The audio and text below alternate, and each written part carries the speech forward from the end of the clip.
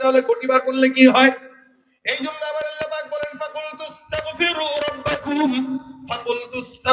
রাব্বাকুম ইন্নাহু কানা গাফফারা। আমার আল্লাহ ডাক দিয়ে বলে মুমিন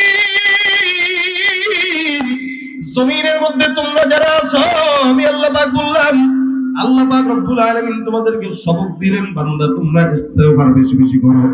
গুনাহ হয় না এমন কোন বান্দা নাই, প্রত্যেকটা বান্দা গুনাহগার। আপনার আমার গুনাহ যদি জমিনের মধ্যে প্রকাশ পেয়ে যাইতো, আল্লাহর কসম আমিও আপনাদের সামনে বুক উঁচা করে বক্তব্য দেওয়ার সাহস করতাম না। প্রত্যেকটা মানুষের হাল এই। কেউ যদি তার সন্তানের সামনে গুনাহ প্রকাশ পাইতো, ওই বাবাও সন্তানের সামনে জবান উঁচা করে দাঁড়াইতে পারতো না। এরপরও আমরা মানুষের গুনাহ নিয়ে নাড়াচাড়া করে নিজের গুনাহের কোনো খবর নেই। অমুকে কি করলো, তমুক কি করলো, না নিজের হিসাব নিজে করেন। লা তাজরু